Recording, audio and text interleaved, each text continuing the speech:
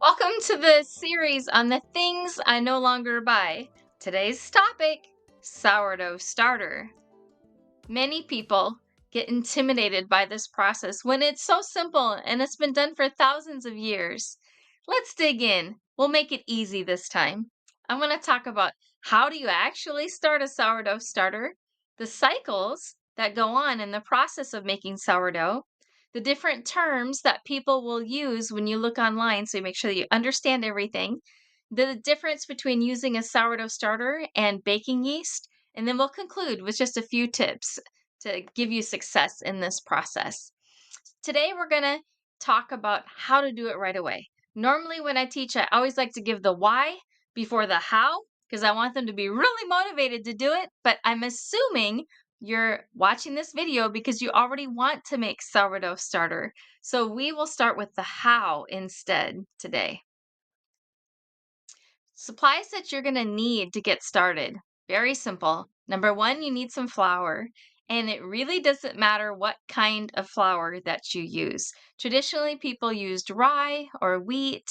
A lot of times, people would keep a starter going with buckwheat, which is a gluten-free pseudo grain, and that it's a seed that acts like a grain, and the roasted kind is called kasha.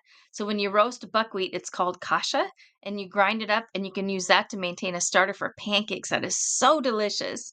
But really, this process just needs the sugars, the carbohydrates that are in the flour, the organisms that we're trying to foster. In this case, primarily yeast. They really just want some carbohydrates. So it doesn't really matter. We can make a sourdough starter out of just about anything. Once you have it done, if you decide, "Oh, I really want a rye sourdough starter," you really don't have to take the time to stop or start in a second sourdough starter so that you can have one with rye or all these different types of flours that you might want to use. Really, if you want to make something with a different kind of flour, just take some of your starter out into a new container, feed it a couple times, 2 or 3 times with that different flour, and now you have a rye starter or a buckwheat starter. You don't really need to order all these different kinds of starters. So get whichever flour you have. You can just use purchased flour from the store if you want.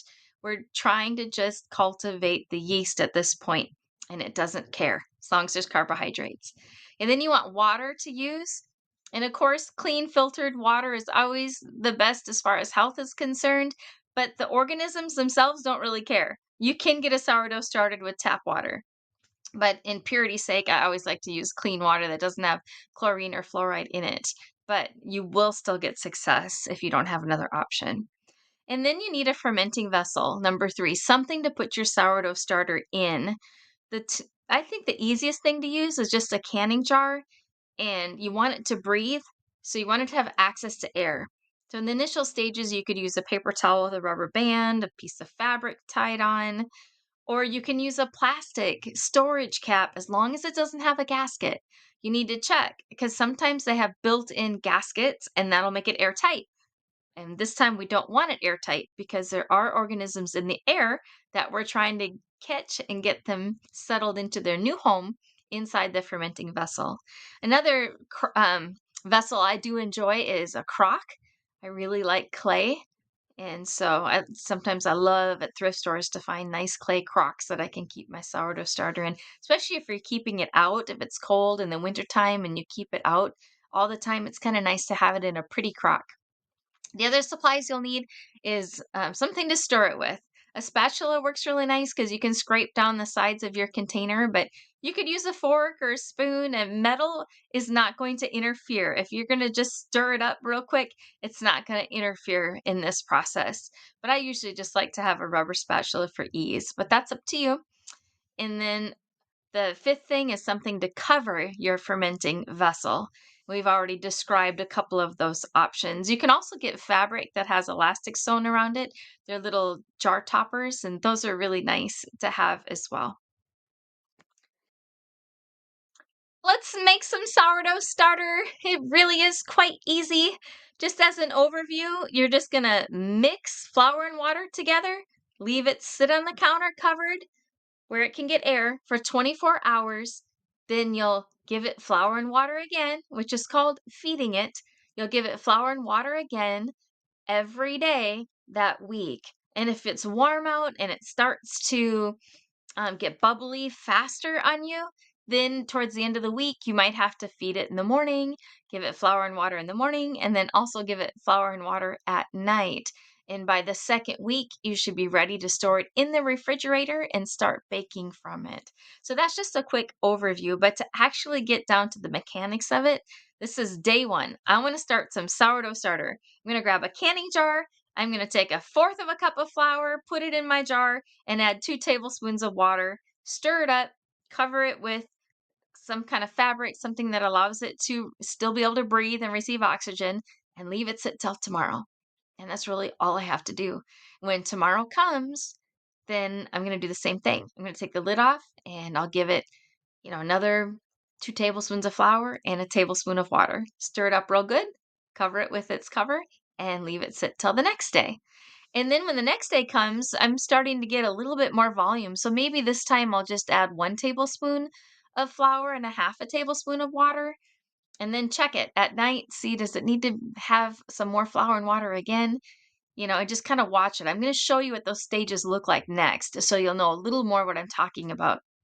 But you can just start slowly and just let it build up. So, for the first 3 or 4 days, you're probably going to feed it once a day. If it's warm out, it's summertime. By the end of that first week, you may need to give it flour and water in the morning, as well as flour and water at night. But it'll start to get bubbly and you'll start to see the changes. So you'll see that as we look into the pictures coming. So let's talk about the cycle, the sourdough cycle. So you feed it. Feeding it just means that you're giving it food. You're giving it flour, which has all the carbohydrates, the sugars that it wants, and you're giving it water. You're giving it moisture, fresh water. So feeding it just means give it flour and water. And again, by volume, it's always twice the amount of flour as water. Now, did say that by weight they're the same, but that doesn't mean you have to get a scale and weigh it every time. In fact, I don't even measure when I do mine.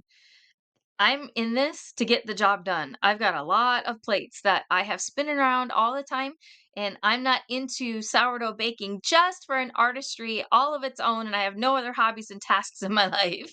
So I use this as something to get jobs accomplished. And so I do whatever is quickest, easiest, and not exact. That's my personality trait anyway. So the way I do it is when I'm feeding it, I put the flour into my sourdough starter, and then I add water until it's the right texture. And the right texture is like pancake batter. But you know what? It doesn't matter if you get it wrong. It doesn't matter. You put flour in there and you add a little bit of water. And if it's like on the thicker side, it's not as thin as pancakes, but it's a little thicker, then it'll just take longer until it gets to the next stage, until it's ripe. And let's say you added too much water and it's thinner than pancake batter, it just means it's gonna get riper faster. That's all it means. This is a very flexible process. It's a living organism, and so we're just keeping them alive. We're feeding them, and, they're gonna eat those sugars, and then their byproduct is carbon dioxide, which creates gas and bubbles, and it'll make it all bubbly and light and ready to use for baking. So that process is gonna go faster if it's thinner, and it's gonna go slower if it's thicker. And I think that's good news because you can make it flexible to your schedule and whatever's going on in your life at the time. If you need to rush it along, make it thinner. You have the flexibility to do that and you can't mess it up. People all the time are telling me they killed their sourdough starter. And I'm like, I don't think so. And I'll show you some examples later on of pictures where people think they've killed it, but you can revive it and you can go again. It's very, very simple to do. So feeding it is exactly that, giving it what it needs, flour and water. The next stage, ripe, that's when it gets all bubbly and it's ready to use. It's full of life, and sometimes you can even see it bubbling. It looks all lively. And then when you get to overripe, that's after the carbon dioxide starts to settle down. The organisms are out of food, and it just starts to look sticky and dull.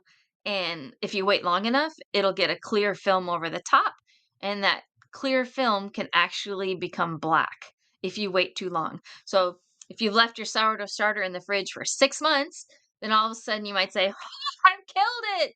Well, you've got a layer of black there, but you can revive it. You still can revive it because there are organisms down in the middle of your sourdough starter that are dormant.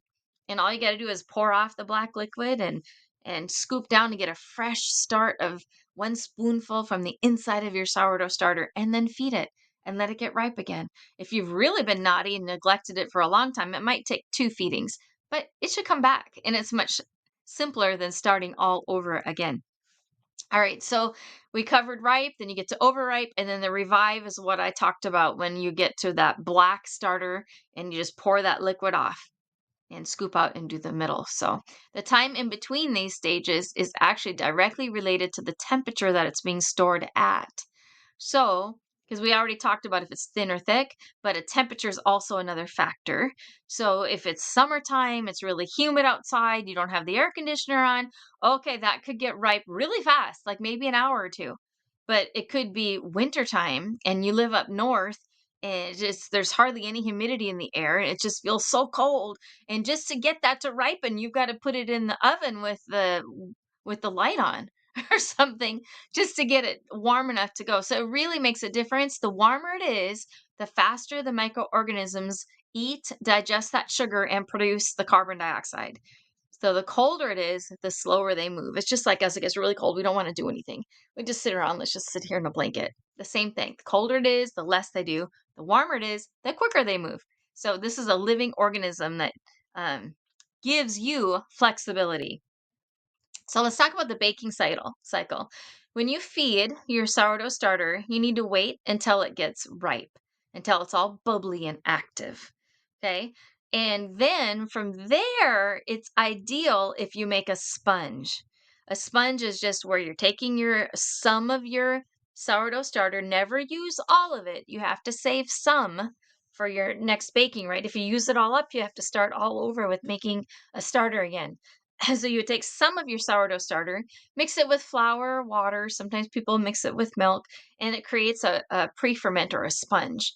And then that allows the organisms to multiply even more abundantly. And you'll get a higher concentration of yeast organisms. And then that is what you use to make your dough. And then you make your bread dough with that. Then you would let it rise. The proofing, you put it in its final container, let it proof, and then you go ahead and throw it in the oven to bake it.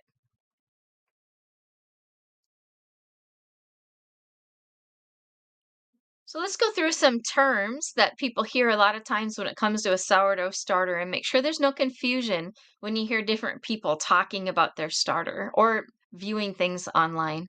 So the sourdough starter itself is a culture. A culture is just something that provides the microorganisms necessary to ferment something. So in this case, we're trying to cultivate yeast. We will get bacteria as well, healthy, beneficial bacteria, which is good, but it's just used to go ahead and start the baking process.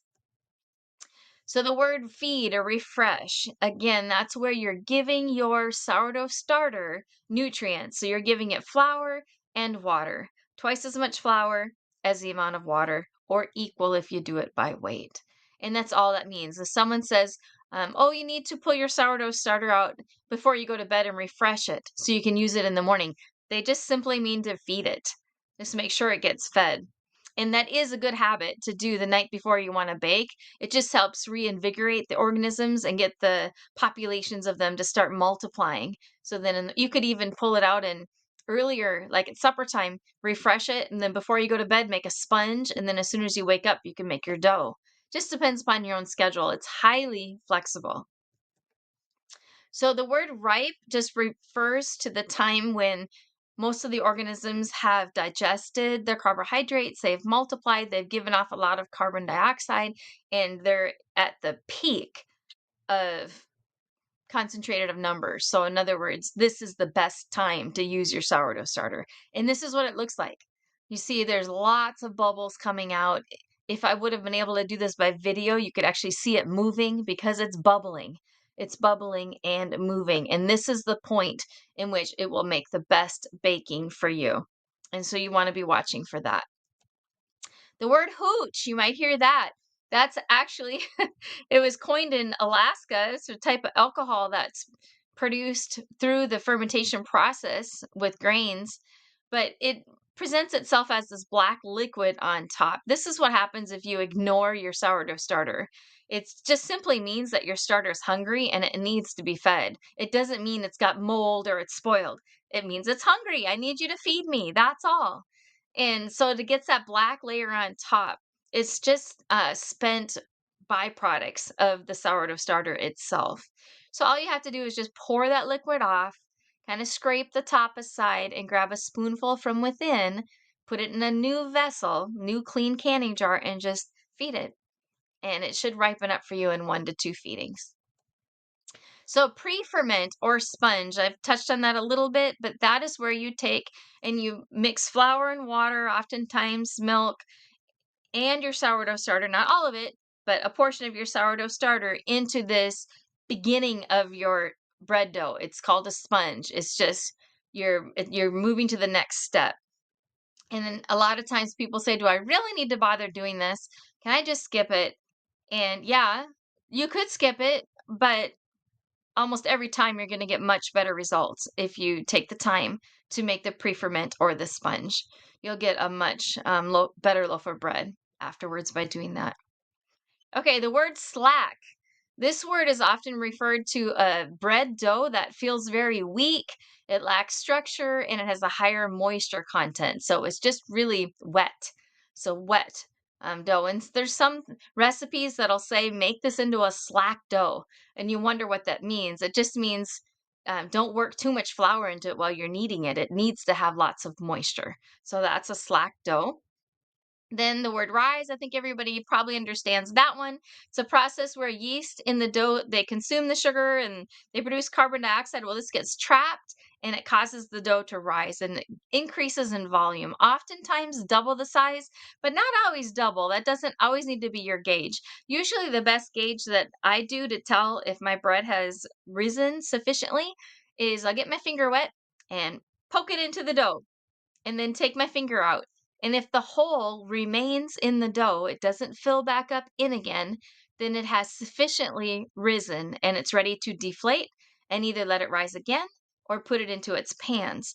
But if I stick my finger in the dough and the whole dough goes and it kind of deflates and it kind of sags, then that means you've waited too long and you let it rise too long.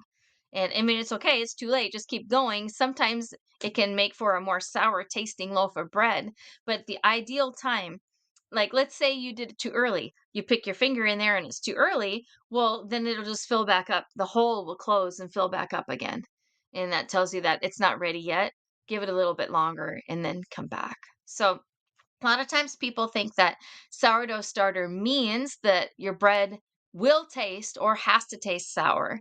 And that actually isn't true. Sourdough starter is a form of leavening. It just really depends upon the length of time that you let it ferment. If you let it ferment and the longer you let it ferment, it's going to taste more sour. But if you're always going and taking at the shortest time possible to finish that rising process, you're probably not going to get something with that strong sour pronounced flavor. That just comes from lots of aging. The next term is proofing. This is the final rise of bread dough before it goes into the oven. During this stage, you want to grease your pans, follow your recipe, but put it in your whatever you're going to bake it in is what you put it into proof. And it likes a little warmer temperature and more humidity during this phase. If you're able to provide that, it'll puff up even better for you when you go to throw it in the oven. And this class isn't so much about bread baking. We can have other videos about the things I no longer buy, like loaves of bread, but this one is specifically targeted for the leavening agent, the sourdough starter. Then you have discard. This is a term for when you have excess sourdough starter. And let's like you're feeding it all the time, and now all of a sudden you've got 2 cups of sourdough starter, but your recipe only calls for a half of a cup. What am I going to do? And all the time I get people asking me, what do you do with your discard? Do you throw it away? I don't throw it away. But everyone's always asking, what do you do? So what I like to do is put it on a waffle iron. And I have friends that have put it on a waffle iron just straight and they like it. They don't mind it at all. But for us, we found we like it a little bit better if we add a few ingredients to it. So I might whip up an egg, add a little honey, a little bit of oil, and a pinch of salt. Really doesn't matter. Just a little bit of each of those items. And then put it on a waffle iron. And my favorite thing is to add everyday bagel seasoning before and on top of the waffle. But that makes an instant bread. In fact, it's so easy. When I'm traveling, my husband Dave will even make himself bread that way. That way he's getting fresh ground grains. All he has to do is just keep feeding the sourdough starter and then pouring it on the waffle iron. It is really, really easy to do. And I highly suggest that if you're overwhelmed at the idea of baking bread, you can make your daily bread just by using a waffle iron. It is another option and it does work. So why do we use sourdough starter instead of yeast? So now we're getting towards the end of the teaching and I'm going to bring up the reason why. So these are my favorite reasons for a sourdough starter. For one, you don't need to buy your yeast anymore. It's one less thing that you need to buy. And it contains multiple yeasts and bacteria where baking yeast in the store contains one laboratory strain. That's it. But with this, you're getting diversity in lots of different organisms, and they create and add B vitamins, which is amazing because B vitamins are good, right? But they create and add those to the products that you're making. They also break down gluten for better digestion. Now, baking yeast, when you use that, it doesn't have a long enough development time to deal with gluten, so it doesn't touch the gluten. But sourdough starter will break it down and make it easier to digest.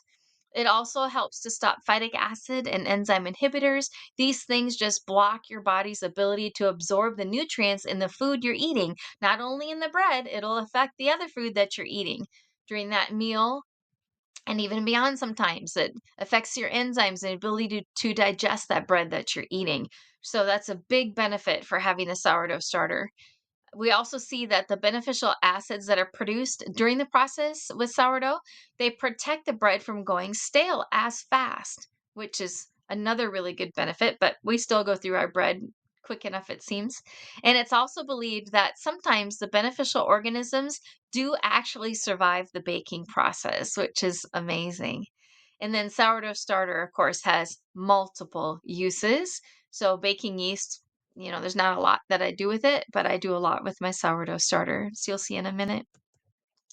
The other thing I wanted to mention is historically, what did people use? Well, sourdough starter goes back thousands of years, but there were other things. You can go to YouTube and you can find videos on how to make liquid date yeast. I have maintained that for a while myself just to experiment. In some ways, it seemed easier, but in other ways, I didn't feel like I was getting as good of a result as I was with the sourdough starter. But then I used my sourdough starter for so many things that I just love to stick with that. But there's recipes online for making yeast from potatoes, potato yeast. Historically, in recipe books, when it says use a yeast cake, it's just you used to buy it in that form. It was already in a compressed cake, but it's still just yeast. You can just use yeast. Barm is a product that was scooped off the top of beer when it was fermenting. Beer uses the same organism. The same organism is used to ferment beer that's used to make bread. And so there's ways that you can kind of use one or the other to start one or the other. Grape must is a byproduct of making wine. That'd be mixed with flour to produce a yeast. Salt barrels were kind of cool. You could take a portion of your dough and then bury it in a barrel of salt and it would dehydrate it. And you can leave it there for a year and come back and rehydrate it and make bread again. But it uses a lot of salt. And then, of course, just the whole idea of saving a piece of your dough. After you make bread dough, save a piece of that dough back and keep it in the fridge until the next time you want to make bread is another method that has been done throughout the ages, but I'm a big fan of sourdough starter. So some of the other ways that I use my starter is I love to start homemade soda. I'll be having a video soon about the things I no longer buy because I make my own soda and my own vinegar, my own wine. And so these are, I use sourdough starter for it. Some people will buy this exact wine yeast or different types of yeast for soda. I use sourdough starter for all of it. And I'll show you how I do that. I like to keep things simple because when you're trying to do everything from scratch, you need things to be simple and just to make sense. And then I also make an awesome garden fertilizer that my plants just love, with sourdough starter, it produces all those microorganisms to go into the soil, and then they can do their job there to break down minerals and nutrients for the plants to be able to take up much easier. I mean, you can crush up eggshells and put them in the garden, but you're not going to get that plant absorbing the calcium near as fast as if you let the sourdough starter, the microorganisms in the sourdough starter, to help you with that job. So you want to know how to make that garden fertilizer? Just see the blog on our website dated January 20th of 2025. So, a few tips before we close. You want to, if possible, try to establish a rhythm. The baking may not seem as difficult if you decide, okay, I'm going to bake every Monday or every Friday, whatever day you pick, and try to get into a routine of when that takes place. Now, you might be thinking, well, I have to be a homemaker in order to make bread with all these steps. And you don't. There's things you can do so that you time up the schedule so that you're baking at night. You also can let your bread rise in the fridge, and you can actually mix it at night, let it rise, and 24 hours later, when you're home again, bake it. Bread can be very, very flexible. My husband and I used to be on the road a lot, and I brought my starter with me, and I would bake bread while we were going. I even had a sun oven I'd put in the trunk bed of the truck and bake the bread. I mean, it really is so flexible. Or even just bring a waffle iron with you, and you just keep feeding the starter and then just pour it on a waffle iron. There's a rhythm, and there's something that will work for you. I guarantee you there's something that can be done. So just remember that it's a living organism. So keep in mind that it needs to be fed. It's going to grow at different rates based on the temperature, but use that to your advantage so that you can be flexible with it. Don't worry about everything being so exact. I'll tell you, in Africa, we don't use scales and measuring spoons. You just put it in to the right texture, go, and it works. And then to travel with your starter, if I'm going, like when I go to Africa and I want to bring sourdough starter with me, I get these bottles called Naglene, Naglene, and they're completely airproof, watertight. They will not leak no matter what. And they are made out of a polypropylene type plastic material, so they won't expand and bust. And so that's good. I don't want sourdough starter all over my suitcase. And I just get a 2-ounce bottle or less. As long as you have a spoonful with you, when you get there, you can expand it into as much sourdough starter as you need. That works just fine for me. The airplanes don't care if it's under 2 ounces. And I've actually had it packed in my suitcase, in the checked suitcase area where it's in the part of the plane that's not um, pressurized. And it arrived just fine, and we had no problems with it. If I want to mail sourdough starter to a friend, I put my sourdough starter, some of it, into a bowl and just keep adding flour and keep working it in and keep working it in and keep working it in until it's so, so, so, so stiff. Really, really stiff. And then I'll get a Ziploc bag, put some flour in that, and stick that really, really stiff sourdough starter into the center of all of that flour in a Ziploc bag and put it in an envelope and mail it, and it'll be fine. Because remember, I said the more flour, the stiffer it is, the longer it takes. Well, when it's that stiff and that full of flour, it's almost like dehydrating it. It's gonna last, but it will revive much faster than dehydrating it. I don't normally use that method because you'll get this to revive really, really, really fast for you, only 1 or 2 feedings. Once that person gets it, it's going to be like really hard. And they put it in a bowl, add a little bit of water, just massage and massage and massage, a little bit of water, massage it, and work it until you eventually get it back into the texture of pancake batter. And then the last thing is just to relax. It's okay. Most of the time, when you think you may have killed it, you probably haven't. You can just take one little spoonful and refresh it and let it go again. And if you mess up and you totally feel like it's gone, well, it's okay, you can start another batch. Flour, the little bit of flour you use, it doesn't cost that much. And maybe eventually all of us will know friends who have sourdough starter, and we can just say, "Hey, I need a little bit of starter. Can you pass me some?" And then we can all get on this journey towards better health and buying less items. Bye for now.